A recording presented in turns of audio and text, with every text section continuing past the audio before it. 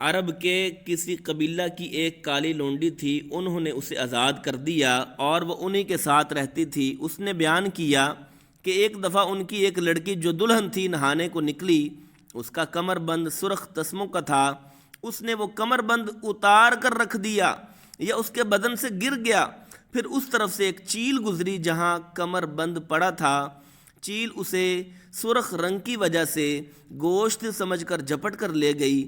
بعد میں قبیلہ والوں نے اسے بہت تلاش کیا لیکن کہیں نہ ملا، ان لوگوں نے اس کی تہمت مجھ پر لگا دی اور میری تلاشی لینی شروع کر دی، یہاں تک کہ انہوں نے اس کی شرمگاہ تک کی تلاشی لی۔ اس نے بیان کیا کہ اللہ کی قسم میں ان کے ساتھ اسی حالت میں کھڑی تھی کہ وہیں چیل آئی اور اس نے ان کا وہ کمر بند گرا دیا، وہ ان کے سامنے ہی گرا۔ میں نے اسے دیکھ کر کہا یہی تو تھا جس کی تم مجھ پر تہمت لگاتے تھے، تم لوگوں نے مجھ پر اس کا الزام لگایا تھا، حالانکہ میں اس سے پاک تھی، یہی تو ہے وہ کمر بند۔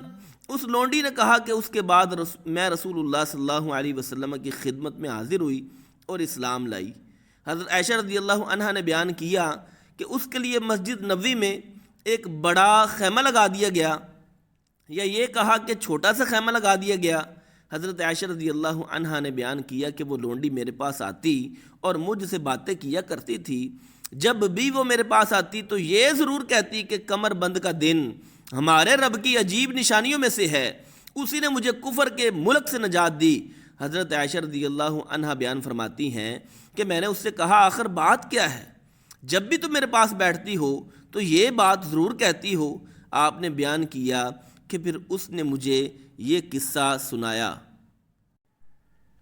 جب نبی کریم صلی اللہ علیہ وسلم مرض الوفات میں مبتلا ہوئے تو آپ اپنی چادر کو بار بار چہرے پر ڈالتے، جب کچھ افاقہ ہوتا تو اپنے مبارک چہرے سے چادر ہٹا دیتے۔ آپ نے اسی اضطراب و پریشانی کی حالت میں فرمایا، یہود و نصارہ پر خدا کی پھٹکار ہو کہ انہوں نے اپنے انبیاء کی قبروں کو مسجد بنا لیا۔ آپ یہ فرما کر امت کو ایسے کاموں سے ڈراتے تھے۔ رسول اللہ صلی اللہ علیہ وسلم نے فرمایا، یہودیوں پر خدا کی لعنت ہو، انہوں نے اپنے انبیاء کی قبروں کو مساجد بنا لیا۔ حضرت عمر رضی اللہ عنہ نے کہا، او نصرانیوں، ہم آپ کے گرجاؤں میں اس وجہ سے نہیں جاتے کہ وہاں مورتیاں ہوتی ہیں، اور عبداللہ بن عباس رضی اللہ عنہما گرجا میں نماز پڑھ لیتے مگر اس گرجا میں نہ پڑھتے جس میں مورتیاں ہوتیں۔ رسول اللہ صلی اللہ علیہ وسلم نے فرمایا، مجھے 5 ایسی چیزیں عطا کی گئی ہیں جو مجھ سے پہلے انبیاء کو نہیں دی گئیں۔ نمبر 1، ایک مہینے کی راہ سے میرے روب ڈال کر میری مدد کی گئی ہے۔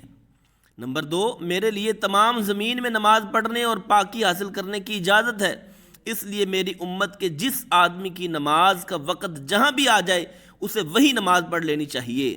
نمبر 3، میرے لیے مال غنیمت حلال کیا گیا۔ نمبر 4، پہلے انبیاء خاص اپنی قوموں کی ہدایت کے لیے بھیجے جاتے تھے، لیکن مجھے دنیا کے تمام انسانوں کی ہدایت کے لیے بھیجا گیا ہے۔ نمبر 5، مجھے شفاعت عطا کی گئی ہے۔